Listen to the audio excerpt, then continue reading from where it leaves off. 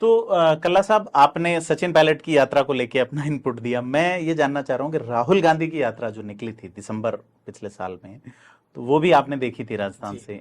तो आप पैदल भी चले, जी। क्या कुछ समझा आपने राहुल गांधी की यात्रा को? देखिए, राहुल गांधी के लिए ये कहना पड़ेगा कि बहुत हिम्मत का काम था कन्याकुमारी से कश्मीर तक चलना।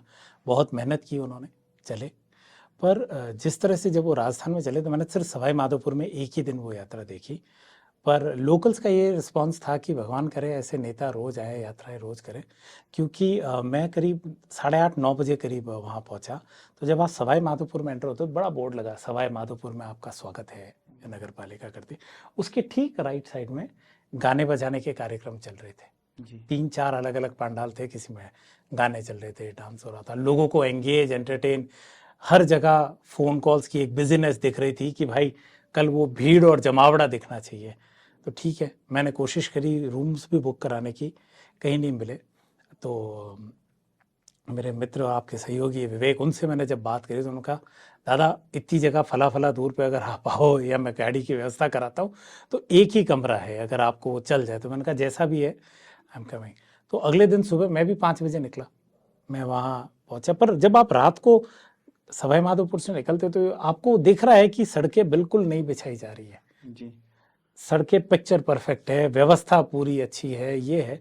तो जब आप इस सारी व्यवस्थाओं में एक सुरक्षा घेरा जिसमें कि आप सैनिटाइज होके, मतलब अविनाश कल्ला के पास या तो एक कार्ड होना चाहिए, मीडिया एक्सेस टैग, कोई अंदर ले जाने वाला हो, तभी मैं बात कर सकता हूँ। अदरवाइज आप दूर से देखिए हाथ के, तो मुझे नहीं लगता कि आप कोई बहुत ज़्यादा चीज़ समझ या देख पाते हैं। बट आई एम श्योर जब वो रुकते होंगे तो बात करते होंगे। फिर एक और कमाल चीज़ दिखी, मैं भी सुबह सुबह चला 7-8 किलोमीटर, फिर जहाँ पहला विश्राम स्थल था वहाँ तक पहुँचा लिफ्ट लेके उसके बाद। तो वहाँ एक अलग ही नज़ारा है। वहाँ एक ए कैटेगरी के पांडाल थे जिसमें राहुल गांधी जी, उनके साथ जो भारत यात्री चल रहे हैं, उनका मेन्यू, बुफे, सब कुछ अलग। As a good nice tent. अच्छा। पंखे चल रहे थे, कूलर थे, खाने की पीछे व्यवस्था थी, आप अपना खाना लो, लाओ और सो जाओ, गद्दे बिछे हुए सब। वहाँ नॉर्मल लोग, आम कार्यकर्ता या जो भी थे। उस पूरी जगह में मुझे बालोद पचपदरा के जो विधायक है मदन प्रजापति जी, जिन्होंने वो नंगे पांव वाले, वो वहाँ बैठे थे। मैं उनसे पहली बार मिला तो मैंने कहा आप यहाँ और बाकी, तो उन्होंने कहा बाकी लोग तो वहाँ हैं, पर ये 28 लोग है तो लोग हर बीच में। और वहाँ प्रमोद जी एक बार आए थे, भाया साहब, उन्होंने व्यवस्थाएं देखनी थी, बहुत अच्छी व्यवस्थाएं करी उन्होंने, इम्पेकेबली। 3 टेंट्स एटलीस्ट व्यवस्था थी। और जो सी टेंट था वो जिला और आसपास के लोगों का था, जहाँ जितने नंबर्स में आप आ सको आप आओ। तो मुझे बड़ा एक विरोधाभास सा लगा, एक तरफ आप भारत जोड़ने की बात कर रहे हो, एक तरफ आप अपने ही लोग और कार्यकर्ता और जो आ रहे हैं उनमें 3 कैटेगरीज के लोग हो रखे हैं, उनके लिए व्यवस्थाएं भी अलग अलग हो रखी है। खैर वो बात हुई। तो मैंने वो दोपहर तक पोस्ट लंच जब वो यात्रा वापस चालू हुई तो एक बार उसको जाते हुए देखा। फिर मैंने कहा कि उसी के अगले दिन, उस वक्त जो भाजपा के प्रदेश अध्यक्ष थे वो करौली में यात्रा कर रहे थे, तो सवाई माधोपुर करौली बहुत ज़्यादा दूर नहीं था। तो मैंने कहा वहाँ पहुँचने का प्रयास करता हूँ। तो पता पड़ा कि कोई डायरेक्ट बस नहीं है। तो हम जिस रोड नेटवर्क और बस की बात करते हैं, आप पूछ रहे थे कि बस का अनुभव, तो पहली बार पता पड़ा बस नहीं है जी। अब कैसे पहुंचा जाए? तो लोकल से पूछा तो उन्होंने कहा साहब गंगापुर सिटी तक तो जाओ ट्रेन में, सवाई माधोपुर से गंगापुर सिटी। ठीक है। अब आप ट्रेन में अगर बैठ रहे हो और अगर ट्रेन टाइम पे रही तो शायद आपको आखिरी बस मिले, और नहीं तो फिर प्राइवेट का या कोई, मतलब रात को 10-11 बजे? नहीं नहीं नहीं नहीं, तो 7:30-8 बजे। अच्छा। एक और आपको प्रदीप जी यात्रा किस्सा बाद में बताऊंगा।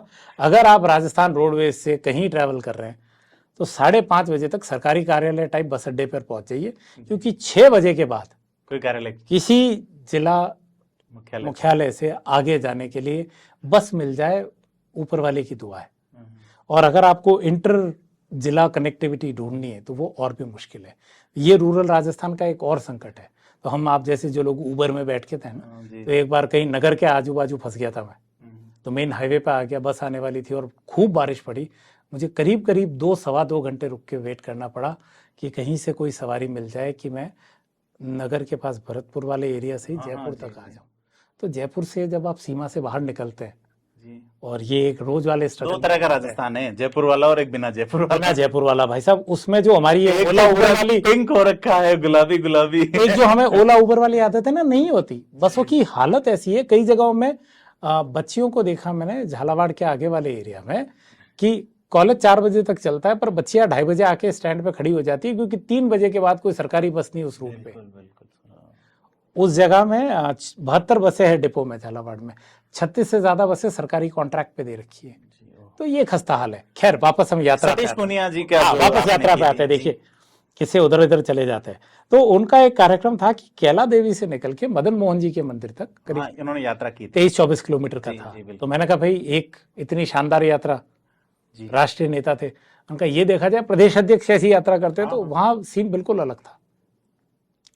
वहां आलम कुछ इस तरह था कि करीब करीब 150 लोग मतलब मैक्सिमम होंगे वहां पे। और सतीश पूनिया ने कहा हम चल रहे हैं।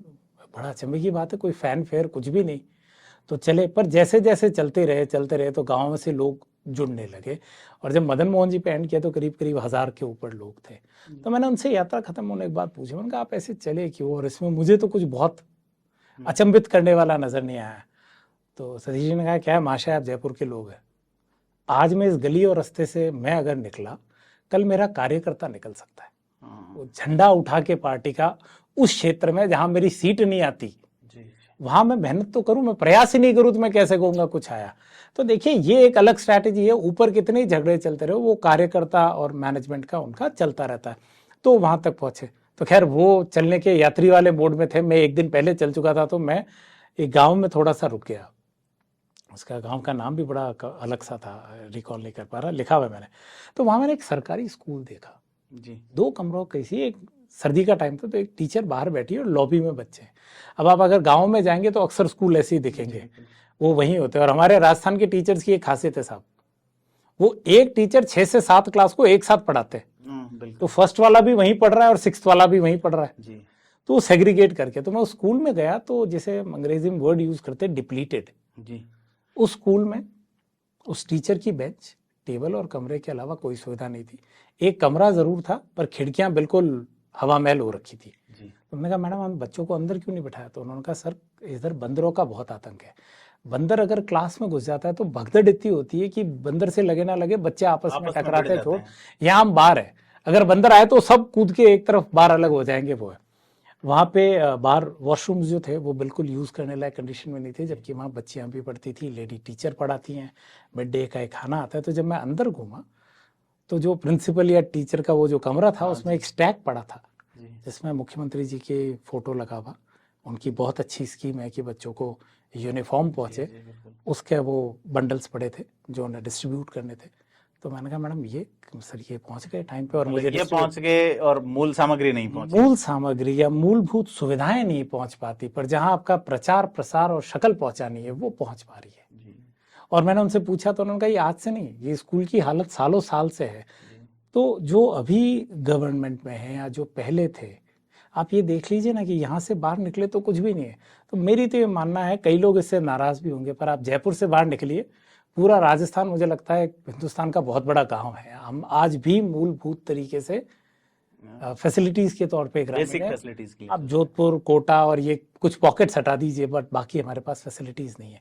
तो एक बहुत अलग सा राजस्थान दिखता है जब हम बस में बैठ के ट्रेवल करते हैं। मुझे एक विधायक सीट दिखती है जिस पे विधायक होती है, एक पे लिखा होता है विधायक एक सांसद, और मेरे ख्याल से ये वही एक सीट है जिसके लिए वो छोड़ देते हैं कि हम इस पे अपना हक नहीं देंगे, वरना विधायक और वो कभी अपनी सीट दिखती है, वो लोग उस सीट पे नहीं दिखते। मतलब वो एक ही जगह है जहां वो नहीं दिखते अपनी कुर्सी पे जी। तो ये अनोखा अनुभव है, पर अच्छा अनुभव रहता है। हमें भी जमीनी रियलिटीज और संघर्ष पता रहता है, and then you feel good about wherever you are.